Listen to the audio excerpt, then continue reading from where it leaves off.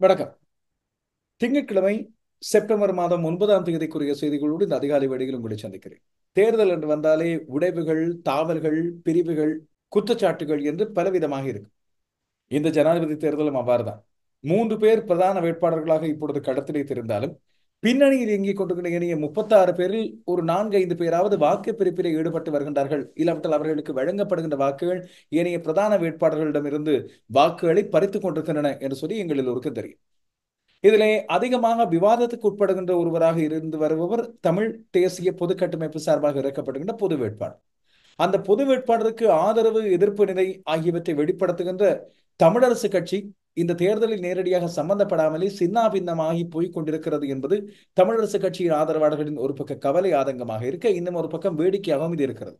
அரசியலில் இப்படி ஒரு வேடிக்கையை நாங்கள் அண்மை காலத்தில் பார்த்ததில்லை. ஏன் நாடாளுமன்ற தேர்தல்களில் தனித்தனியாக தங்களுக்கான விருப்பு வாக்குகளுக்காக அவர்கள் மோதிக்கொண்ட போது கூட இப்படி இருந்ததில்லை என்று சொல்லி விமர்சனங்கள் எழுகின்றன. அந்த குற்றச்சாட்டுகளில் உண்மை இல்லாமலும் இல்லை. தமிழரசு கட்சி வருகின்ற 14ஆம் தேதி மீண்டும் ஒரு மத்திய செயற்குழு கூட்டம் ஒன்றை கூட்டப் போகிறது. அதிலே தமிழரசு கட்சி சார்பாக ஆரம்பத்திலே நிலைப்பாட்டை சஜித் பிரேமதாசவுக்கு சார்பாக எடுத்தவர்கள் என்று கருதப்படுவோர் குறிப்பிடுகின்ற விடயம், ஜனாதிபதி தேர்தலில் ஏற்கனவே எடுக்கப்பட்ட தீர்மானத்தின் அடிப்படையில் சஜித் பிரேமதாசவுக்கு எவ்வாறு ஆதரவை வழங்குவது என்பது தொடர்பாகவும், அந்த தீர்மானத்தை எவ்வாறு நிறைவேற்றுவது என்பது தொடர்பாகவும் தீர்மானிப்பதற்காகவும் ஆலோசிப்பதற்காகவும் இந்த 14ஆம் தேதி கூட்டம் என்று குறிப்பிடுகின்றனர். இன்னொரு பக்கம் இதை எதிர்ப்பவர்கள் என்று கருதப்படுகின்ற அடுத்த பக்கத்தினர் இந்த தீர்மானத்தை மாற்ற முடியுமா என்பது குறித்து ஆலோசிப்பதற்கும் தங்களுடைய எதிர்ப்புகளை பதிவு செய்வதற்கும் அந்த கூட்டத்தை பயன்படுத்தப் போவதாக சொல்கின்றார்கள். இப்படி இருக்கின்ற சூழ்நிலையில் தமிழரசு கட்சியாக எடுத்திருக்கின்ற முடிவாக கட்சியின் தலைவர் மாவை சேனாதிராஜாவை ஏற்றுக்கொண்ட விடயம் சஜித் பிரேமதாசவுக்கு ஆதரவு வழங்குவது என்று. ஆனால் ஸ்ரீதரன், நாடாளுமன்ற உறுப்பினர் ஸ்ரீதரன் அந்த வேளையில் லண்டனில் இருந்தவர், அங்கிருந்து அறிக்கை ஒன்றை விட்டிருந்தார். தான் இதற்கு முழுமையான எதிர்ப்பு தெரிவிப்பதாகவும் தன்னுடைய தனிப்பட்ட நிலைப்பாடு பொது வேட்பாளரான அரிகநேத்திரனுக்கு ஆதரவு வழங்குவது என்று. குறிப்பாக தமிழரசு கட்சி எந்த ஒரு தீர்மானமும் எடுக்காத நிலையிலும் கூட ஸ்ரீதரன் அதுபோல சார்ஸ் நிர்மலநாதன் இந்த 2 பேருமே பொது வேட்பாளர் சார்பாக இருப்பதாக தீர்மானம் எடுத்திருந்தார்கள். அதற்கு ஆதரவாக தங்களுடைய கருத்துக்களையும் வெளிப்படுத்தி வந்திருந்தார். நாடாளுமன்ற உறுப்பினர் ஸ்ரீதரன் வெளிநாட்டில் லண்டனில் இடம்பெற்ற ஒரு நிகழ்வொன்றிலும் இது பற்றி உரையாற்றியிருந்தார்.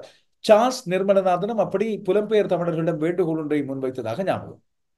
ஏன் தமிழரசு கட்சியின் தலைவர் மாவை சேனாதிராஜாவும் இப்போது அவர் தளம்பல் நிலையில் இருக்கின்றார் என்று விமர்சிக்கப்படுகின்றவர், அவரும் பொது வேட்பாளருக்கு தன்னுடைய ஆதரவை தெரிவித்திருந்தார். ஆனால் பொது வேட்பாளரின் கூட்டங்கள் இப்பொழுது பல்வேறு இடங்களில் இடம்பெற்று வரும் வேளையில் இன்னும் பகிரங்கமாக இவர்கள் யாரும் தங்களுடைய கருத்து நிலைப்பாட்டை மேடைகளிலே தெரிவிக்கவில்லை. ஆனால் இன்று இலங்கை தமிழரசு கட்சியின் கிளிநொச்சி மாவட்ட கிளை நாடாளுமன்ற உறுப்பினர் ஸ்ரீதரனின் பங்கேற்போடு ஒரு முக்கியமான தீர்மானம் ஒன்று எடுத்திருக்கின்றது. ஏக மனதாக அவர்கள் பொது வேட்பாளருக்கு தங்களது ஆதரவு நிலைப்பாட்டை வெளிப்படுத்தி இருக்கின்றனர். இப்பொழுது கேள்வி, தமிழரசு கட்சி தன்னுடைய கட்சி உறுப்பினராக இருக்கின்ற ஸ்ரீதரன் மீதும் தன்னுடைய கட்சியின் கிளையாக இருக்கின்ற கிளிநொச்சி மாவட்ட கிளை மீதும் ஏதாவது நடவடிக்கை எடுக்குமா? இல்லாவிட்டால் ஒரு மாவட்ட கிளை என்ற அடிப்படையில் அந்த கிளைக்கு தனியான தீர்மானம் எடுக்கக்கூடிய உரித்துரிமை இருக்கிறதா? காரணம், ஏற்கனவே திருகோணமலை கிளையும் இப்படியான முடிவு ஒன்றை எடுத்து தன்னுடைய முடிவை தமிழரசு கட்சியின் தலைமைக்கு அனுப்பி வைத்திருந்தது. இப்போது கிளிநொச்சி மாவட்ட கிளையும் இவ்வாறு எடுக்க ஒவ்வொரு மாவட்டங்களும் வெவ்வேறாக பிரிந்து நின்று, அது பொது வேட்பாளருக்கு மட்டுமல்ல, சஜித் பிரேமதாசவுக்கு எதிரான வேறு யாருக்காவது தங்களுடைய ஆதரவு நிலைப்பாட்டை எடுத்தால் தமிழரசு கட்சி என்ன நடவடிக்கை எடுக்கும்? இந்த கேள்வி மிக முக்கியமான கேள்வி. இதை பற்றி சிந்தித்துக் கொண்டே இருங்கள். நாங்களும் விரிவாக இப்போது கிடைத்திருக்கும் செய்திகளின்படி ஆராயும். இதேவேளை தமிழரசு கட்சியின் மற்றொரு நாடாளுமன்ற உறுப்பினர் மன்னார் மாவட்டத்தைச் சேர்ந்த சார்ஸ் நிர்மலநாதன் பற்றி உலவுகின்ற ஒரு காணொலி ஒன்று பரபரப்பு ஒன்றை தோற்றுவித்திருக்கிறது. இந்த பரபரப்புக்கு பின்னால் ஜனாதிபதியாக ரணில் விக்ரமசிங்க நாடாளுமன்றத்தில் இடம்பெற்ற நாடாளுமன்ற உறுப்பினர்களுக்கு இடையிலான தேர்தல் தெரிவின் போது தெரிவு செய்யப்பட்ட வேளையில் இடம்பெற்ற பழைய சர்ச்சை ஒன்றும் கொண்டு வரப்படுகிறது. இதன் உண்மைத்தன்மை என்ன, அதன் பின்னணி என்ன என்ற விடயங்களை பற்றி பார்க்கலாம். இதுவேளை நேற்றைய நாளில் ஒரு முழுமையான காணொலி ஒன்று, அந்த காணொலியில் பரஸ்பர குற்றச்சாட்டுகளும் அனுரகுமார் திசாநாயக்கவின் உரை சம்பந்தப்பட்ட விடயங்களையும் கொண்டு வந்திருந்தேன். அந்த உரை சம்பந்தமாக அனுரகுமார் திசாநாயக்க இறுதி நாளில் விடுத்திருக்கின்ற உத்தியோகபூர்வமான அறிக்கையில் ஜனாதிபதி ரணில் விக்ரமசிங்க தான் வடக்கு மக்களிடமும் தெற்கு மக்களிடமும் மன்னிப்பு கூற வேண்டும், அவர்தான் இனவாதத்தை கிளப்பி இருக்கிறார் என்று பகிரங்க குற்றச்சாட்டை சுமத்தியிருக்கிறார். இது மட்டுமல்லாமல் அனுரகுமார் திசாநாயக்க இன்று இடம்பெற்ற கூட்டம் ஒன்றின் போது 2005ஆம் ஆண்டு ஜனாதிபதி தேர்தலின் போது மஹிந்த ராஜபக்சவுக்கு தாங்கள் வழங்கிய உதவி அதற்கு இன்னும் தங்களுக்கு வந்து சேராத பசில் ராஜபக்ச தருவதாக உறுதியளித்த பணம் போன்ற விடயங்களை போட்டு உடைத்திருக்கிறார். இப்படியெல்லாம் அரசியலில் நடந்திருக்கிறதா என்பதோடு சேர்த்து இதை பற்றி அவர் சொல்வதற்கான காரணம் என்ன என்பதை நாங்கள் அறிந்து கொள்ள வேண்டியது முக்கியம். இதுவேளை தேர்தல்கள் ஆணைக்குழு மிக முக்கியமான அறிவித்தல் ஒன்றை கொடுத்திருக்கிறது. இது வாகன உரிமையாளர்களுக்கும் வாகன ஊட்டிகளுக்கும் மிக முக்கியமானது. கவனமாக கேளுங்கள், அதை பற்றி சொல்கிறேன். அதுபோல தேர்தல்கள் ஆணைக்குழு கொண்டு வந்திருக்கின்ற 2 முக்கியமான தீர்மானங்களை பற்றிய விடயங்களும் இங்கே இருக்க. பரீட்சைகள், புலமை பரிசில் பரீட்சை எதிர்நோக்கி இருக்கின்ற பெற்றோர்கள் மற்றும் ஆசிரியர்கள், மாணவர்கள், சின்ன குழந்தைகள், அவர்களை பார்த்து பராமரிப்பது இந்த பரீட்சைகளுக்காக பெற்றோர்களும் ஆசிரியர்களும் தானே. அவர்களுக்கான ஒரு முக்கியமான செய்தியும் இருக்கிறது. இதே வேளையில் நாங்கள் எல்லோரும் தேர்தல் கலைவரத்தில் மறந்து போன ஜெனீவா மனித உரிமைகள் மாநாடு 9ஆம் தேதியான இன்று ஆரம்பித்திருக்கிறது. அதை பற்றிய ஒரு சில விடயங்களை பார்க்கலாம். விரிவான செய்திகளுக்கு இப்போது செல்வோம்.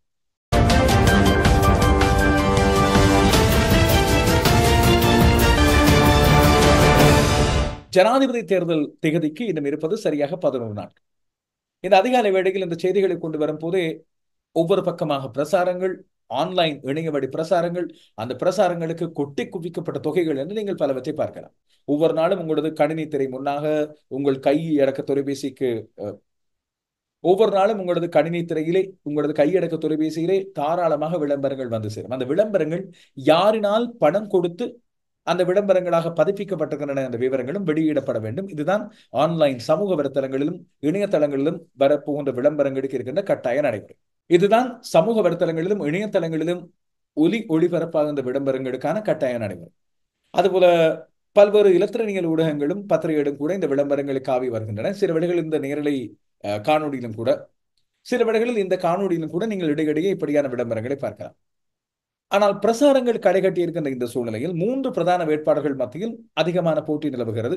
ஜனாதிபதி ரணில் விக்ரமசிங்கவின் வெளிமடை கூட்டத்திலே ஐக்கிய மக்கள் சக்தியிலிருந்து பிரிந்து ஜனாதிபதி ரணில் விக்ரமசிங்கோடு சேர்ந்து கொண்ட நாடாளுமன்ற உறுப்பினர் பதவியை ராஜினாமா செய்துவிட்டு ஜனாதிபதி ரணில் விக்ரமசிங்கோடு சேர்ந்து கொண்ட தலத்த ஆத்துக்கூறல பெருமளவு ஆதரவாளர்களோடு ரணில் விக்ரமசிங்க சார்பாக மேடையிலே தோன்றுகிறார். பதிலுக்கு சஜித் பிரேமதாசவின் பக்கம்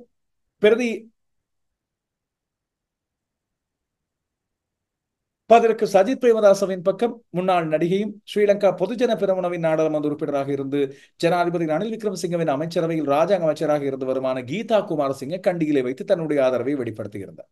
இவையெல்லாம் எத்தனை வாக்குகளை அந்தந்த வேட்பாளர்களுக்கு கொண்டு போய் சேர்க்கப் போகின்றன என்பது கேள்விக்குறியான விடயம். இப்படி இருக்கும்போது பொது வேட்பாளர், தமிழ் பொது வேட்பாளரான அரியநேத்திரன் வவுனியாவில் நடத்திய கூட்டம் ஒன்றின் போது மிக பெருமளவு மக்கள் கலந்து கொண்டிருந்தார்கள். அதிலே அவர் குறிப்பிடுகின்றார், தென்னிலங்கை வேட்பாளர்களுக்கு வழங்குகின்ற ஒவ்வொரு வாக்குகளும் எங்கள் தலையிலே நாங்கள் வெட்டி போடும் மண் என்று சொல்லி குறிப்பிடுகின்றார். ஆனால் பொது வேட்பாளர் நிறுத்தப்பட்டிருப்பது பல்வேறு திட்டங்களின் அடிப்படையில் என்று சொல்லி விமர்சனங்கள் எழுவதை நாங்கள் ஆரம்பத்திலிருந்தே அவதானித்துக் கொண்டு வருகிறோம். இந்த பொது வேட்பாளரை நிறுத்தியதில் மிக முக்கியமான பங்கு வகித்த டெலோ கட்சியின் நாடாளுமன்ற உறுப்பினர்கள் 3 பேர் இருக்கின்றார்கள். இது தவிர தமிழரசு கட்சியின் 2 நாடாளுமன்ற உறுப்பினர்களும் இருக்கின்றனர். இந்த பொது வேட்பாளரை முன்னிறுத்தியதில் 5 நாடாளுமன்ற உறுப்பினர்களின் பங்கு மிக முக்கியமானது என்று கருதப்படுகிறது. இந்த பொது வேட்பாளரை முன்னிறுத்தியதில் 5 TNA என்று சொல்லப்படுகிற தமிழ் தேசிய கூட்டமைப்பின், இப்போது அந்த கூட்டமைப்பு பெயருக்கு இருந்தாலும் கூட தனித்தனியாக சிதைந்து விட்டது என்பது அனைவருக்கும் தெரியும். ஆனால் அந்த TNA என்ற பெயரில் நாடாளுமன்றத்துக்கு தெரிவான 5 நாடாளுமன்ற உறுப்பினர்களின் பங்களிப்பு பின்னணி இருப்பது அனைவருக்கும் தெரியும்.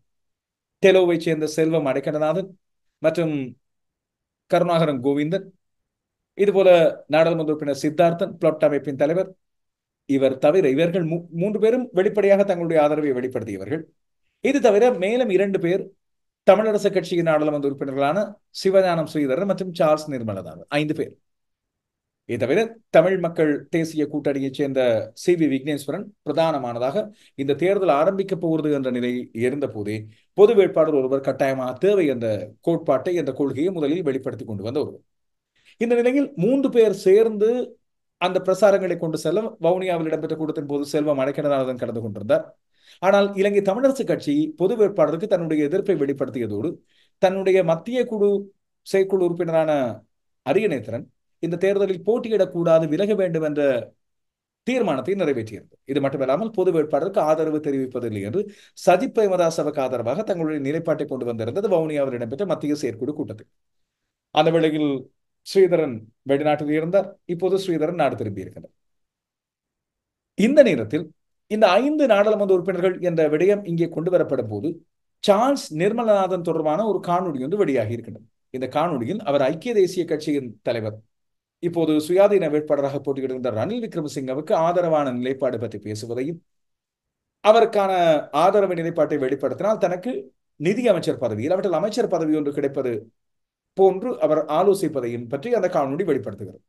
இந்த காணொலி எப்பொழுது பதியப்பட்டது, தேர்தல் காலத்தில் இப்பொழுது எடுக்கப்பட்டதா, இது சம்பந்தப்பட்ட விடயங்கள் யார், அவரோடு அமர்ந்திருப்பவர்கள் யார் என்று பல்வேறு கேள்விகள் பல்வேறு ஊகங்களோடு வெளிப்படுத்தப்பட்டுக் கொண்டிருக்கின்றன. ஜனாதிபதியின் தொடர்பு சம்பந்தமா நான் போகும், ஜனாதிபதியின் தொடர்பு சம்பந்தமா நான் போகும். ஒவ்வொரு ரூபாய் கஷ்டம் ஒரு பொட்டலும் கரண்ட் பண்ணிடுறது நம்ம ஆகாசம்டா ஆகாசம்டா ஆகாசம் இந்த பார்த்து எல்லா ஜனாதிபதியின் தொடர்பு சம்பந்தமா நான் போகும். இந்த பின்னணியில் தான் இந்த 5 நாடாளுமன்ற உறுப்பினர்கள் இப்பொழுது தமிழ் தேசிய பொது வேட்பாளர் ஒருவர் நிறுத்தப்பட்டிருப்பது, இது யாருடைய வாக்குகளை பிரிக்கப் போகிறது என்ற ஊகங்களின் அடிப்படையில் அரசியல் விமர்சகர்கள் இதுபோல சமூக வலைத்தளங்களில் கருத்துரைப்போர் ஆகியோர் பல்வேறு விடயங்களை சொல்லி வருகின்றார்கள். இதில் சில உண்மைத்தன்மைகள் இருப்பதையும் சில ஊகத்தின் அடிப்படையில் வெளிப்படுத்தப்படுவதையும் நாங்கள் அவதானிக்க வேண்டும். குறிப்பாக உங்களுக்கு ஞாபகம் இருக்கலாம், நாடாளுமன்றத்தை வைத்து பதில் ஜனாதிபதியாக இருந்து ஜனாதிபதியாக தெரிவு செய்யப்பட போகிறார் ரணில் விக்ரமசிங்க. அவருக்கு எதிராக சஜித் பிரேமதாச தான் நிற்காமல் தனஸ் அழகப்பெருமவை நிறுத்துகிறார். தமிழரசு கட்சியும் தமிழ் தேசிய கூட்டமைப்பும் ஒரு முடிவை எடுக்கின்றன, தனஸ் அழகப்பெருமவுக்கு வாக்களிப்பது என்று. ஒட்டுமொத்த முடிவாக இவர்கள் அத்தனை பேரும் இணைந்து இந்த முடிவை எடுப்பதாக சொல்லப்படுது. ஆனால் ரணில் விக்ரமசிங்க அந்த வாக்கெடுப்பிலே, நாடாளுமன்ற உறுப்பினர்கள் மத்தியில் இடம்பெற்ற வாக்கெடுப்பிலே வெற்றி பெறுகிறார். வெற்றி பெற்றதோடு அவர் சொன்ன விடயம், தனக்கு வாக்களித்த அனைவருக்கு நன்றி சொல்லிவிட்டு தமிழ் தேசிய கூட்டமைப்பை சேர்ந்த 5 நாடாளுமன்ற உறுப்பினர்களும் தனக்கு வாக்களித்தார்கள் என்று சொல்லி அவர் பகிரங்கமாக போட்டுடைக்கிறார். இது ஒரு பக்கம் வேண்டுமென்றே அவர் கூட்டை குலைப்பதற்காக சொன்ன விடயமா, இல்லாவிட்டால் உண்மையாக அவ்வாறு 5 பேர் வாக்களித்திருந்தார்களா? எண்ணி பார்த்த போது அவ்வாறு 5 பேர் வாக்களித்திருக்கக்கூடிய சாத்தியக்கூறு இருந்ததாக தெரிகிறது. இப்போது இந்த 5 கணக்கும் இங்கே தனியாக பேசப்படுகிற வேளையில் சார்ல்ஸ் நிர்மலநாதனும் சிவஞானம் ஸ்ரீதரனும் வெளிப்படையாகவே இந்த பொது வேட்பாளருக்கு தங்களுடைய ஆதரவை வெளிப்படுத்தி வந்தார்கள். ஆனால் சார்ல்ஸ் நிர்மலநாதன் அண்மை காலத்தில் இது பற்றி எந்த ஒரு கருத்தையும் வெளிப்படுத்தவில்லை என்ற விடயத்தை இங்கே சுட்டிக்காட்ட வேண்டும். சிவஞானம் ஸ்ரீதரன் மட்டும்தான் தொடர்ச்சியாக இந்த பொது வேட்பாளருக்கான ஆதரவான நிலைப்பாட்டை தமிழரசு கட்சியிலிருந்து எடுத்துக்கொண்டிருக்கும் ஒருவர். இந்த இடத்துல இன்னொரு விடயத்தை சொல்ல வேண்டும். மன்னார் மாவட்டத்தைச் சேர்ந்த மற்றொரு டெலோ நாடாளுமன்ற உறுப்பினரான வினோ நோகராஜலிங்கம் பொது வேட்பாளர் என்ற கொள்கைக்கு கோட்பாட்டுக்கு தன்னுடைய கடுமையான எதிர்ப்பை வெளிப்படுத்திவிட்டார். இது காலத்துக்கு பொருந்தாது, இது எந்த வகையிலும் ஏற்றுக்கொள்ள முடியாது என்று தன்னுடைய நிலைப்பாட்டை எடுத்துவிட்டார். எனவே இந்த இடத்திலே நாங்கள் ஒவ்வொரு விடயங்களாக நாங்கள் மறதி கொஞ்சம் அதிகம், எங்களுக்கு அரசியல் மறதி மிக மிக அதிகம். ஆனால் இந்த விடயங்களை ஞாபகப்படுத்த வேண்டியது அவசியம் என்பதற்காக இந்த விடயங்களை குறித்து வைக்கிறேன். சிவஞானம் ஸ்ரீதரன் மிக தெளிவாக இன்னமும் அரியரேத்தர் என்று சொல்லப்படுகின்ற பொது வேட்பாளருக்கு ஆதரவாக தன்னுடைய கருத்துக்களை வெளிப்படுத்தி வரும் போது, இன்று நாளில் இடம்பெற்ற கிளிநொச்சியின் மாவட்ட கிளை கூட்டத்தின் போது அங்கே ஏகமனதாக ஒரு தீர்மானம் எடுக்கப்பட்டதாக அறிவித்திருக்கிறது. ஜனாதிபதி தேர்தலில் தமிழ் பொது வேட்பாளரை ஆதரிப்பது என்ற தீர்மானத்தை ஏகமனதாக எடுத்திருப்பதாக இந்த செய்தி முதலில் சிவஞானம் ஸ்ரீதரனின் பேஸ்புக் மூலமாக வெளிப்படுத்தப்பட்டது. இதில் புகைப்படங்களும் பதிக்கப்பட்டு மாவட்ட கிளையினுடைய தீர்மானத்தை அங்கீகரிக்கும் வகையில் கிளிநொச்சி மாவட்டத்தின் மூலக்கிளைகள், பிரதேச கிளைகள், மாவட்ட கிளை உட்பட்ட தமிழரசு கட்சியின் கிளிநொச்சி மாவட்ட பொதுச்சபையினர் கூடி நுணுகி ஆராய்ந்து மாவட்ட கிளையினால் மேற்கொள்ளப்பட்ட தமிழ் பொது வேட்பாளரை ஆதரிக்க தீர்மானத்தை ஏகமனதாக அங்கீகரித்ததுடன் தொடர்ந்து அதை நோக்கிய பணிகளை மாவட்ட கிளை தீர்க்கமாக மேற்கொள்ள வேண்டும் என்று ஏகமனதாக தீர்மானித்தனர் என்று குறிப்பிடப்படுகிறது. இப்போது இருக்கிற கேள்வி, தமிழரசு கட்சி என்ற ஒரு கட்சி தன்னுடைய மாவட்ட கிளைகளை சுயாதீனமாக செயற்பட அனுமதிக்கிறதா? அந்த மாவட்ட கிளையில் உள்ள கிளிநொச்சி மாவட்டத்தின் மூலக்கிளைகள் மற்றும் இதர கிளைகள் தனியாக ஒரு தீர்மானத்தை எடுத்து செயற்பட அனுமதிக்கிறதா? இல்லாவிட்டால் இந்த தீர்மானம் தமிழரசு கட்சியின் மத்திய செயற்குழுவினால், குறைந்தபட்சம் தலைவரினால் அங்கீகரிக்கப்பட வேண்டுமா? இந்த கேள்விகளுக்கான பதில் தமிழரசு கட்சியினால் உத்தியோகபூர்வமாக வழங்கப்பட வேண்டியது அவசியம். இல்லாவிட்டால் அந்த கட்சியின் ஆதரவாளர்கள், அடிமட்ட தொண்டர்கள் ஆகியோர் மத்தியில் பெரும் குழப்பம் ஒன்று நேரும். இப்போது தமிழரசு கட்சியைச் சேர்ந்த ஏனைய உறுப்பினர்கள், அதுபோல் அந்த கட்சியின் சார்பான சமூக வலைத்தள கருத்துரைப்பாளர்கள் ஆகியோர் தங்களுடைய எதிர்ப்பை இந்த விடயத்தில் பதிவிட்டு வருகின்றனர். சஜித்தை ஆதரித்தது சரியா தவறா? ஆனால் ஒட்டுமொத்தமாக கட்சி ஒரு முடிவை எடுத்த நேரம் தனியொரு நாடாளுமன்ற உறுப்பினர் தன்னுடைய கிளையின் மூலமாக இப்படியான முடிவு ஒன்றை எடுத்தது தவறு. அதை பகிரங்கமாக சமூக வலைத்தளங்களில் அறிவித்துவிட்டு இதை நோக்கிய பணிகளை மாவட்ட கிளைகள் மேற்கொள்ள வேண்டும் என்று குறிப்பிட்டிருப்பது கட்சியில் மிகப்பெரிய பிளவை, ஒரு உடைவை கொண்டு வரும் என்று சொல்லி குறிப்பிடுகிறார். ஆனால் ஏற்கனவே திருகோணமலை மாவட்ட கிளையும் இப்படியான முடிவொன்றை எடுத்திருக்கிறது என்பதை நாங்கள் இங்கே குறித்து காட்ட வேண்டி இருக்கிறது. எனவே இது பற்றி இனி இலங்கை தமிழரசு கட்சி எடுக்க போகின்ற நடவடிக்கை என்ன? வருகின்ற 14ஆம் தேதி மீண்டும் ஒரு தடவை மத்திய செயற்குழு கூடுகிறது. இந்த மத்திய செயற்குழு கூட்டம் வருகின்ற 14ஆம் தேதி இடம்பெற போவது. இதன் போது கடந்த 1ஆம் தேதி இடம்பெற்ற இலங்கை தமிழரசு கட்சியின் மத்திய செயற்குழு கூட்டத்தில் மேற்கொள்ளப்பட்ட தீர்மானங்களை எவ்வாறு நடைமுறைப்படுத்துவது என்பது தொடர்பாக ஆராயப்பட உள்ளதாக தெரிவிக்கப்படுகிறது. எனவே அது மட்டும்தான் ஆராயப்படும் என்று இங்கே குறிப்பிடப்படுகிறது இலங்கை தமிழரசு கட்சி சார்பாக.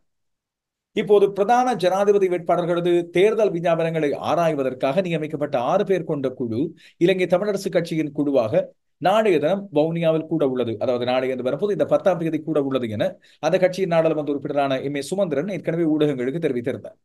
கட்சியின் தலைவர் மாவை சேனாதிராஜா, நாடாளுமன்ற உறுப்பினர்களான சிவஞானம் ஸ்ரீதரன், எம் ஏ சுமந்திரன் உள்ளிட்ட 6 பேர் இந்த குழுவில் இருக்கின்றார்கள். எனவே சிவஞானம் ஸ்ரீதரன் இந்த குழுவிலே இருந்து இந்த விஞ்ஞாபனத்தை பற்றி ஆராயப் போகின்றார் என்பது மற்றொரு முக்கியமான விடை. இந்த குழு நியமிக்கப்பட்டதன் பின்னர் இதுவரை எந்த கலந்துரையாடலும் நடத்தப்பட்டிருக்கவில்லை என்பதையும் நாங்கள் இங்கே சுட்டிக்காட்ட வேண்டும். ஆனால் கடந்த 1ஆம் தேதி சஜித் பிரேமதாச தலைமையிலான கூட்டணி ஆதரிப்பதற்கு முடிவெடுக்கப்பட்டது.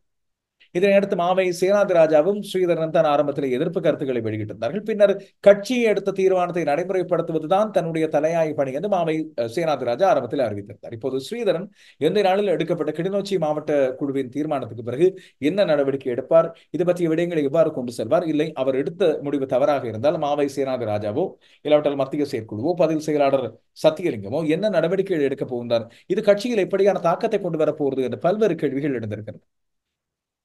ஒரு மிகப்பெரிய ஆலமரமாக ஒன்றாக சேர்ந்திருந்த ஒரு அமைப்பு எப்படி துண்டு துண்டுகளாக உடைந்து கொண்டு செல்கிறது, அதுவும் ஒரு தேர்தல், அதுவும் அவர்கள் நேரடியாக சம்பந்தப்படாத தேர்தல் எவ்வாறு இந்த குழப்பத்தை கொண்டு வந்திருக்கிறது என்ற விடயத்தை நாங்கள் பார்க்க வேண்டும். இதேவேளையிலே சுமந்திரன் தெரிவித்திருக்கின்றார், சஜித்தை ஆதரிக்கின்ற நிலைப்பாட்டில் எந்த ஒரு மாற்றமும் கிடையாது. அது இலங்கை தமிழரசு கட்சியின் மத்திய குழுவினால் எடுக்கப்பட்ட முடிவு.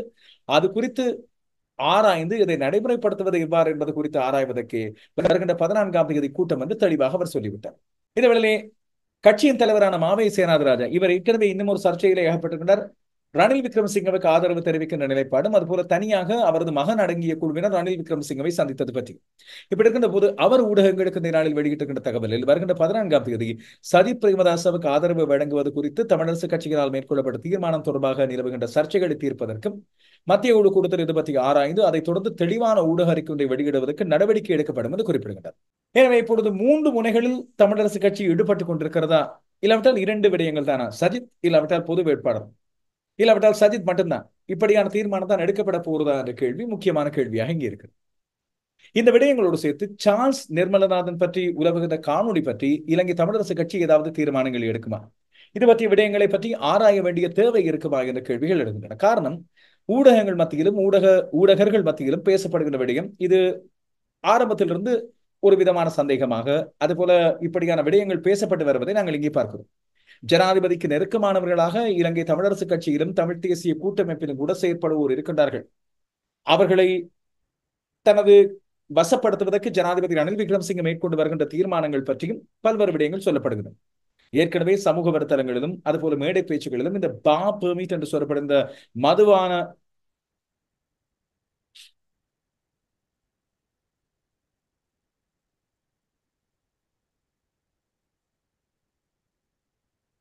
ஏற்கனவே இந்த பா பெர்மிட் என்று சொல்லப்படுகிற மதுபான கடைகளுக்கான அனுமதி பத்திரங்கள் மற்றும் இதர முக்கியமான டீல்கள், வேறு பல கொடுப்பனவுகள் தொடர்பான விடயங்கள் பற்றி பல்வேறு ரகசியங்கள் பேணப்பட்டு வருகின்றன.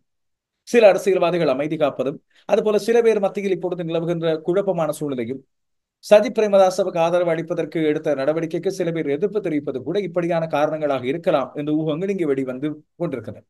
ஜனாதிபதி ரணில் விக்ரமசிங்க தரப்பினால் அழுத்தம் சில மேற்கொள்ளப்பட்டு வருவதாகவும் இந்த நாடாளுமன்ற உறுப்பினர்கள் பற்றிய விடயங்களை பற்றி சில ஒலிப்பதிவுகள் தங்களிடம் இருப்பது பற்றி அவர்கள் இந்த மிரட்டல் துணையில் சில கருத்துக்களை வெளியிட்டு வருவது பற்றியும் சிங்கள ஊடகங்கள் மட்டுமல்ல தமிழ் ஊடகங்களிலும் பல்வேறு கருத்துக்கள் வந்து கொண்டிருப்பதை பார்க்கிறோம். தமிழ் தேசிய அரசியல் என்று சொல்லப்படுகிற விடயத்தில் இப்படியான ரகசியங்கள் இருப்பதும் இது தேர்தல் காலத்தில் அசிங்கமாக வெளிப்பட்டு நிற்பதும் அதன் மூலமாக மக்கள் தாங்கள் ஏமாற்றப்பட்டதாக உணர்வதும் உண்மையில் தவிர்க்கப்பட வேண்டியது. வெளிப்படையான இப்படியான விடயங்கள் தான் மிக பிரதானமானது. இதில் இருக்கின்ற ஒரு விடயம், பல்வேறு அரசியல்வாதிகளும் உணராத ஒரு விடயம், இந்த ஜனாதிபதி தேர்தலில் தங்களால் வெளிப்படுத்தப்படுகின்ற கருத்துக்கள் இல்லாவிட்டால் இப்படியான ஒற்றுமையின்மை ஆகியன வரப்போன்ற நாடாளுமன்ற தேர்தல்களில் மிக பெரும் தாக்கத்தை கொண்டு வரும். கட்சிக்கு மட்டுமல்ல, தனிப்பட்ட முறையில் அவர்களுக்கும் என்ற விடயத்தை பற்றி பார்க்க வேண்டும். அதுபோல தமிழ் தேசிய பற்று என்ற அடிப்படையில் தான் முன்பு ஒட்டுமொத்தமாக வாக்களித்து மக்கள் தெரிவு செய்திருந்த இந்த பிரதிநிதிகள் இப்பொழுது தனித்தனியாக பிரிந்து கட்சிகளை உடைப்பதோடு தமிழ் தேசியத்தின் கொள்கை பற்றிய கேள்விக்குறியையும் ஏற்படுத்தி இருக்கின்றார்கள் என்ற விடயத்தையும் யாரும் உணர்வதாக இல்லை.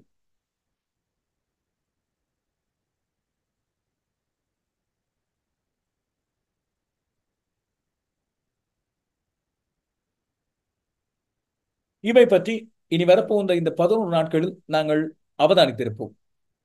அடிக்கடி நான் சொல்கின்ற ஒரு விடயம், அரசியலில் எதை பற்றி பேசுகிறோம் என்பதை விட எதை பற்றி பேசாமல் இருக்கிறோம், எதை பேசுவதை தவிர்க்கிறோம் என்பது மிக முக்கியமாக நோக்கப்பட வேண்டிய ஒன்று. மக்களும், அதாவது வாக்காளர்கள், அதாவது வாக்காளர்கள் ஒன்றும் அவ்வளவு தூரம் அறிவு சூனியங்கள் கிடையாது. அவர்களுக்கு ஏராளமான விடயங்கள் தெரியும். ஆடவிட்டு ஆறாமர அழகு பார்த்துக் கொண்டிருக்கின்றார்கள். தக்க தீர்மானங்களை அவர்கள் சரியான நேரங்களில் எடுப்பார்கள் என்ற நம்பிக்கை எங்களுக்கு இருக்கிறது. இந்த இடத்துல நான் நேற்றைய நாளில் பல்வேறு இடங்களில் பிரதானமாக பேசப்பட்ட விடயம் அனுரகுமார் திசாநாயக்க யாழ்ப்பாணத்தில் ஆற்றிய உரை. அந்த உரையிலே அவர் யாழ்ப்பாண தமிழ் மக்களை மிரட்டியிருந்தார். தென்பகுதி மக்களை வடபகுதி மக்கள் முன்னால் தவறுதலாக சித்தரித்திருந்தார் என்றும், 2 பேரிடமும் மன்னிப்பு கோர வேண்டும் அனுரகுமார் திசாநாயக்க என்றும் ஜனாதிபதி ரணில் விக்ரமசிங்க ஆற்றிய உரை பற்றி குறிப்பிட்டது. அதற்கு பிறகு அனுரகுமார் திசாநாயக்க தன்னுடைய உரையில் எந்த விதமான இனவாத கருத்துக்களும் இல்லை என்பதை நாடாளுமன்ற உறுப்பினர் சுமந்திரன் வெளிப்படுத்திவிட்டார். அதுதான் தன்னுடைய கருத்து, புதிதாக தான் எதுவும் சொல்ல வேண்டிய தேவை கிடையாது என்று குறிப்பிட்டார். பின்னர் அனுரகுமார் திசாநாயக்க இப்போது இன்றைய நாளில், அதாவது இந்த 9ஆம் தேதி ஆற்றிய உரையின் போது அவர் குறிப்பிடுகிறார், குறிப்பாக இன்டர் கம்பெனி எம்ப்ளாயிஸ் யூனியன் என்று சொல்லப்படுகின்ற, குறிப்பாக ICEU என்று அழைக்கப்படுகின்ற தொழிற்சங்கத்தின் 25வது மாநாட்டிலே கலந்து கொண்டு உரையாற்றும் போது இனவாதத்தை மீண்டும் எழுப்பியதற்காக ஜனாதிபதி ரணில் விக்ரமசிங்க தான் வடக்கு மக்களிடமும் தெற்கு மக்களிடமும் மன்னிப்பு கோர வேண்டும் என்று அவர் இங்கே குறிப்பிடுகிறார். இனவாதத்தை அடிப்படையாக கொண்ட அரசியலை தான் முற்றுமுழுதாக புறமொதுக்குவதாகவும், ஜனாதிபதி ரணில் விக்ரமசிங்க போன்ற அனுபவம் வாய்ந்த ஒரு அரசியல்வாதி சிறு நலனுக்காக இப்படி இனவாதத்தையே ஊதுவது என்பது தவிர்க்கப்பட வேண்டிய வெட்கம் கேடான செயல் என்று சொல்லி குறிப்பிடுகிறார் அனுரகுமார் திசாநாயக்க. இது மட்டுமல்லாமல் அவர் இன்னும் ஒரு சந்தர்ப்பத்தை குறிப்பிடுகிறார். இந்த ராஜபக்சேக்கள் இப்பொழுது இவ்வளவு செல்வ செழிப்பாக இருக்கின்றார்கள். ஆனால் 2005ஆம் ஆண்டு ஜனாதிபதி தேர்தலில் போட்டியிடும் போது, அதாவது ஜனாதிபதியாக மஹிந்த ராஜபக்ச ரணில் விக்ரமசிங்கவுக்கு வடக்கிலே வாக்குகள் இல்லாமல் தடை செய்யப்பட்டதை அடுத்து, அந்த வாக்களிப்பு தடை செய்யப்பட்டதை அடுத்து ஜனாதிபதியாக தெரிவான தேர்தல். அந்த தேர்தலின் போது அவருக்கு இறுதிக்கட்டத்திலே போஸ்டர்ஸ், சுவரொட்டிகளை ஒட்டுவதற்கு கூட பணம் இல்லாமல் இருந்தது. அந்த வேளையிலே JVP தான் அவர்களுக்கான சுவரொட்டியை பதிப்பித்துக் கொடுத்திருந்தது. இதற்கு பணம் தருவதாக பசில் ராஜபக்ச தங்களிடம் கடனாக கேட்டிருந்தார் என்று குறிப்பிடுகிறார். இது கடன் அடிப்படையில் தங்களால் நட்புறவு ரீதியாக அவருக்கு செய்யப்பட்ட உதவி. அந்த காலத்தில் ரணில் விக்ரமசிங்கவுக்கு எதிராக அமைக்கப்பட்ட மாபெரும் கூட்டணியில் JVPயும் மஹிந்த ராஜபக்ச தலைமையிலான ஸ்ரீலங்கா சுதந்திர கட்சியும் மிக நெருக்கமாக இருந்தது. எனவே தம்புத்திகமையில் இடம்பெற்ற அந்த கூட்டத்தின் போது இதை போட்டுடைத்தார் அனுரகுமார் திசாநாயக்க. அப்போது பணமே இல்லாமல் இருந்த ராஜபக்சேக்கள் இப்போது இலங்கையை முற்றுமுழுதாக வாங்கக்கூடிய அளவுக்கு எவ்வளவு பெரிய செல்வந்தர்களாக எப்படி மாறினார்கள் என்று சொல்லி கேள்வி எழுப்புகிறார். இது ஊழலினால் உழைக்கப்பட்ட பணம். தங்களுக்கு இந்த பசில் ராஜபக்ச அந்த சுவரொட்டிகளுக்காக அடித்த அந்த காசையை தங்களுக்கு வழங்கவில்லை என்று சொல்லி குறிப்பிடுகிறார். எனவே இந்த இடத்திலே 2 விடயங்களை பார்க்க வேண்டும். ஒன்று, ராஜபக்சேக்கள் சேர்த்த செல்வம். அதுபோல 18 ஆண்டுகளுக்கு முதல் 19 ஆண்டுகளுக்கு முதல் JVPயின் அப்போதைய நிலைப்பாடு. JVP என்று அழைக்கப்படுகின்ற ஜனதா விமுக்தி பெரமுன இப்பொழுது தேசிய மக்கள் சக்தியாக மாறினாலும் கூட அதன் கூறுகள் அங்கே ஒட்டி இருப்பதை தான் இன்னும் பல பேர் சந்தேகத்தோடு பார்க்கின்றார். அனுரகுமார் திசாநாயக்க புதிய கொள்கைகளை முன்னெடுப்பார், இனவாதம் இல்லாத நாடு ஒன்றை கொண்டு வருவார் என்று சொன்னாலும் இன்று வரை தீர்வுகளை பற்றி எந்த ஒரு விடயத்தையும் அவர் குறிப்பிடாமல் இருப்பது, எல்லா மக்களுக்கும் ஒரே விதமான பிரச்சனைகள் இருக்கின்றன, அவற்றை ஒன்றாக தீர்ப்போம் என்று குறிப்பிட்டு வருகின்ற விடயங்கள் மக்கள் மத்தியில் இன்னமும் சந்தேகத்தை கொடுத்திருக்கின்றன. ஒருவனுக்கு பணத்தையும் பலத்தையும் கொடுத்துப்பார், அப்போதுதான் அவர்களுடைய உண்மையான சுயரூபம் தெரியும் என்ற அடிப்படையில் இப்போது வாக்குகளை பெறுவதற்காக அனைவரும் சமம், அனைத்து உரிமைகளும் பேணப்படும் என்று குறிப்பிடுகின்ற தேசிய மக்கள் சக்தி பின்னாளில் வேறு விதமாக மாறுவார்களோ? ஏற்கனவே நாங்கள் 2015ஆம் ஆண்டு இடம்பெற்ற தேர்தலின் போது நல்லாட்சி அரசாங்கத்துக்கு வாக்களித்து ஏமாந்து போனோம் என்று வடக்கு கிழக்கு தமிழ் மக்கள் சந்தேகிப்பதில் அர்த்தம் நிச்சயமாக இருக்கிறது. இதை 13வது திருத்தம் இல்லாவிட்டால் சமஷ்டி போன்ற அடிப்படையில் இல்லாவிட்டாலும் கூட தாங்கள் புதிய அரசியல் திருத்தம் ஒன்றை மேற்கொள்ளப் போவதாக, புதிய அரசியல் யாப்பு ஒன்றை உருவாக்கப் போவதாக மேடைக்கு மேடை சொல்லி வருகின்ற அனுரகுமார் திசாநாயக்க தமிழ் மக்களுக்கு இதை இன்னும் தெளிவுபடுத்த வேண்டும் என மக்கள் விரும்புகின்றனர். ஜனாதிபதி தேர்தலை முன்னிட்டு கல்வி அமைச்சினால் வெளியிடப்பட்டிருந்த முக்கியமான செய்தி ஒன்றை இப்பொழுது பார்த்தோம் என்று சொன்னால், வருகின்ற ஜனாதிபதி தேர்தலை முன்னிட்டு அனைத்து அரசாங்க பாடசாலைகளும் 20ஆம் தேதி வெள்ளிக்கிழமை மூடப்படும் என்று சொல்லி கல்வி அமைச்சு அறிவித்திருக்கிறது. வாக்களிப்பு மற்றும் வாக்குகள் எண்ண நிலையங்களாக பயன்படுத்தப்படுகின்ற பாடசாலைகள் மட்டும் வருகின்ற 18ஆம் தேதி முதல் 24ஆம் தேதி வரை மூடப்பட்டிருக்கும் என்றும், அந்த பாடசாலைகளை சூழ உள்ள பகுதிகளில் பாதுகாப்பு பலப்படுத்தப்பட்டுள்ளதாகவும் கல்வி அமைச்சு அறிவித்துள்ளது. அதேவேளை கல்வி அமைச்சு இன்னும் ஒரு மிக முக்கியமான அறிவித்தல் ஒன்றை கொடுத்திருக்கிறது. வருகின்ற 15ஆம் தேதி ஞாயிற்றுக்கிழமை, செப்டம்பர் 15 ஞாயிற்றுக்கிழமை 5ஆம் ஆண்டு புலமை பரிசில் பரீட்சை இடம்பெறவிருக்கிறது. இந்த பரீட்சையை முன்னிட்டு அதற்கு முன்கூட்டியதாக சகலவிதமான விரிவுரைகள், தனியார் வகுப்புகள் மற்றும் பல்வேறு பயிற்சி வகுப்புகள் மற்றும் கருத்தரங்குகள் ஆகியன உடனடியாக வருகின்ற புதன்கிழமை நள்ளிரவோடு நிறுத்தப்பட வேண்டும் என்று அறிவித்திருக்கிறது கல்வி அமைச்சு. இவ்வாறான கருத்தரங்குகள், தனியார் வகுப்புகள் ஆகியவற்றுக்கான இறுதி தேதி செப்டம்பர் மாதம் 11ஆம் தேதி புதன்கிழமை என்பதை கல்வி அமைச்சு அறிவித்திருக்கிறது. இது பற்றிய முறைப்பாடுகள் கிடைக்கும் இடத்தில் கடுமையான நடவடிக்கை எடுக்கப்படும் என்று அறிவித்திருக்கிறது. தேர்தல் ஆணைக்குழுவும் ஒரு மிக முக்கியமான அறிவித்தலுடைய வாகன உரிமையாளர்களுக்கும் அதுபோல வாகன பாவனையாளர்களுக்கும் வழங்கியிருக்கிறது. இந்த அறிவிப்பிலே குறிப்பிடப்படுகின்ற விடயம் என்னவென்று சொன்னால், வாகனங்களில் காட்சிப்படுத்தப்படுகின்ற அரசியல்வாதிகளுக்கு ஆதரவு தெரிவிக்கின்ற ஜனாதிபதி தேர்தல் வேட்பாளர்களுக்கு ஆதரவு தெரிவிக்கின்ற ஸ்டிக்கர்கள், பதாகைகள் ஆகியன உடனடியாக அகற்றப்பட வேண்டும் என்று அறிவிக்கப்படுகிறது. அனைத்து வாகனங்களிலும் முச்சக்கர வண்டிகளிலும் உள்ள இந்த ஸ்டிக்கர்களையும் அதுபோல விளம்பரங்களையும் அகற்ற வேண்டும் என்று இந்த அறிவித்தல் பிறப்பிக்கப்படுகின்றது. ஜனாதிபதி தேர்தல் தற்போது பிரகடனம் செய்யப்பட்டிருப்பதன் காரணமாக தேர்தல் சட்ட விதிகளுக்கு ஒத்திசைவற்ற விதத்திலே, அதிலே குறிப்பிடப்படுகின்ற விதங்களுக்கு முரண்பாடான விதத்திலே தனியார் பஸ் வண்டிகள், தனியார் வாகனங்கள், முச்சக்கர வண்டிகள் உள்ளிட்ட அனைத்து தனியார் வாகனங்களிலும் ஒவ்வொரு வேட்பாளருக்கும் அல்லது கட்சிக்கும் ஆதரவு தருகின்ற நோக்கத்தோடு வாசகங்கள், சின்னங்கள், புகைப்படங்கள் அடங்கிய ஒட்டிகள், அதாவது ஸ்டிக்கர்கள் மற்றும் கொடிகள் ஆகியவற்றை காட்சிப்படுத்துதல் பற்றிய முறைப்பாடுகள் தேர்தல் ஆணைக்குழுவுக்கு கிடைத்திருப்பதால் இவற்றை அகற்றுமாறு இப்பொழுது உத்தரவு பிறப்பிக்கப்படுகின்றது. தனியார் பஸ் வண்டிகள், முச்சக்கர வண்டிகள் உள்ளிட்ட அனைத்து தனியார் வாகனங்களிலும் தேர்தல் சட்டம் 1981ஆம் ஆண்டின் 15ஆம் இலக்க ஜனாதிபதி தேர்தல் சட்டத்தின் அடிப்படையில் இந்த ஸ்டிக்கர்களை கழற்றி அகற்றுவதற்கு ஒவ்வொரு போலீஸ் அதிகாரி பிரிவையும் உள்ளடக்கும் வகையில் திடீர் சோதனை நடவடிக்கைகள் மேற்கொள்ளப்படும் என்றும் போலிஸ் போலீஸ் மாதிபருக்கும் பிரிவுகளுக்கு பொறுப்பான போலீஸ் அதிகாரிகளுக்கும் அதன் மூலம் ஏனைய போலீஸ் நிலைய பொறுப்பு அதிகாரிகளுக்கும் உத்தரவு பிறப்பித்திருப்பதாக தேர்தல்கள் ஆணைக்குழு அறிவித்திருக்கிறது. அவர்கள் கழற்ற முதல் நீங்களாகவே இதை முன்கொண்டு நடத்துங்கள் என்பதைத்தான் நான் இந்த செய்திகள் வாயிலாக உங்களுக்கு சொல்லிக் கொள்ள வேண்டியிருக்கிறது. இதுவேளை உயிர்த்த ஞாயிறு தாக்குதல் தொடர்பாக குற்றவாளிகளாக கருதப்பட்டு தண்டிக்கப்பட்ட அபராதம் விதிக்கப்பட்ட 2 பேரை பற்றி உங்களுக்கு ஞாபகம் இருக்கு. ஒருவர் முன்னாள் ஜனாதிபதி மைத்ரிபால சிறிசேன, அவருக்கு 100 மில்லியன் ரூபாயை அபராதமாக நீதிமன்றத்துக்கு செலுத்துமாறு, அதாவது உயிர்த்த ஞாயிறு தாக்குதலில் பாதிக்கப்பட்டவர்களுக்கு செலுத்துமாறு உத்தரவிட்டிருந்தது உயர் நீதிமன்றம். இது தவிர முன்னாள் போலீஸ் மாதிபரான பூஜித் ஜெயசுந்தரவுக்கும் 75 மில்லியன் ரூபாயை நஷ்டஈடாக செலுத்த வேண்டும் என உத்தரவு இடப்பட்டிருந்தது. மைத்ரிபால சிறிசேன கடந்த மாதம் இதை முழுவதுமாக செலுத்தி முடித்ததாக அறிவித்திருந்தார். பூஜித் ஜெயசுந்தர இன்றைய நாளில் தான் அவ்வாறு முழுமையாக அந்த 75 மில்லியன் ரூபாயை செலுத்தி முடித்திருப்பதாக அறிவித்திருக்கிறார். இறுதியாக ஐக்கிய நாடுகளின் மனித உரிமைகள் பேரவையின் 57வது கூட்டத்தொடர் இன்று 9ஆம் தேதி ஆரம்பித்திருக்கிறது. முதல் நாளிலேயே இலங்கை பற்றிய விடயங்கள் அங்கே எடுக்கப்பட்டது. தேர்தல்கள் மும்முரத்தில் இருப்பதன் காரணமாக வழமையாக இலங்கையிலிருந்து இந்த ஜெனீவா மாநாட்டில் கலந்து கொள்ள செல்கின்ற தமிழ் அரசியல்வாதிகளும் இம்முறை செல்லவில்லை. இன்றைய நாள் ஐக்கிய நாடுகள் மனித உரிமைகள் பேரவையின் 57வது கூட்டத்தொடர் ஜெனீவா நேரப்படி காலை 10 மணிக்கு, அதாவது இலங்கை நேரப்படி பிற்பகல் 1:30க்கு ஆரம்பித்தது. அந்த பேரவையின் தலைவரான ஒமர் நிஃபர் தலைமையில் இது ஆரம்பித்திருந்தது. இந்த கூட்டத்தொடரில் இலங்கை தொடர்பாக மனித உரிமைகள் பேரவையில் ஏற்கனவே நிறைவேற்றப்பட்ட இலங்கையில் நல்லிணக்கம், பொறுப்புக்கூறல் மற்றும் மனித உரிமைகளை மேம்படுத்துதல் என்ற தலைப்பிலான 51 கீழ் 1 தீர்மானத்தின் உள்ளடக்கல், இந்த அமுலாக்கத்தில் காணப்படுகின்ற முன்னேற்றம் மற்றும் நாட்டின் தற்போதைய மனித உரிமைகள் நிலவரம் ஆகியன தொடர்பாக ஐக்கிய நாடுகள் மனித உரிமைகள் உயர்ஸ்தானிகர் வால்கர் டர்க் உரையாற்றியிருந்தார். இதன் போது இந்தியா ஒரு மிக முக்கியமான வேண்டுகோள் ஒன்றை முன்வைத்து இந்த மனித உரிமைகள் பேரவையின் கூட்டத்தொடரில் தன்னுடைய சமர்ப்பிப்பை கொடுத்திருக்கிறது. அரசியலமைப்புக்கான 13வது திருத்தத்தை முழுமையாக நடைமுறைப்படுத்துவதன் ஊடாக மாகாண சபை தேர்தல்களை இலங்கையிலே விரைவாக நடத்தி மாகாண சபைகளை இயங்கச் செய்வதன் ஊடாக நல்லிணக்கத்தை கட்டியெழுப்ப முடியும் என்று தாங்கள் நம்புவதாக ஐக்கிய நாடுகள் மனித உரிமைகள் பேரவையில் இந்தியா குறிப்பிட்டிருக்கிறது. அதுபோல இந்தியாவின் பிரதிநிதி இன்னொரு முக்கியமான விடயத்தை குறிப்பிட்டு காட்டியிருந்தார். யுத்தம் முடிவடைந்த பிறகும் இலங்கையிலே புனர்வாழ்வளித்தல், மீள்குடியேற்றல் மற்றும் நாட்டை மீள கட்டியெழுப்பல் ஆகியவற்றுக்கு இந்தியா பல்வேறு உதவிகளை வழங்கியிருக்கிறது.